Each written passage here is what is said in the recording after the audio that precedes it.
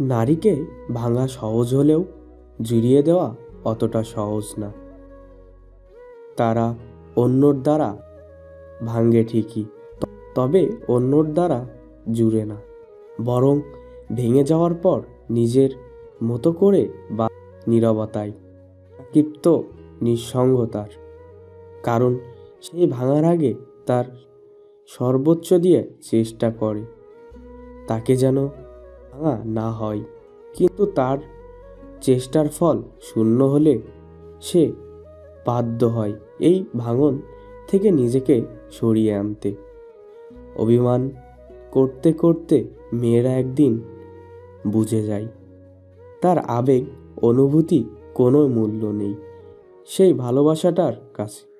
ধীরে ধীরে নিজেকে গুছিয়ে নেয় তখন। তারপর একদিন অভিমান করা ছেড়ে দেয়, নরম মনটাকে একটা কঠিন মর্ক মুড়ে দেয়।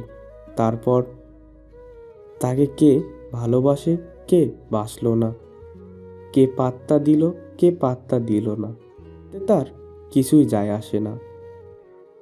মানুষ বদলে গেলে ভয়ঙ্করভাবে বদলে যায়।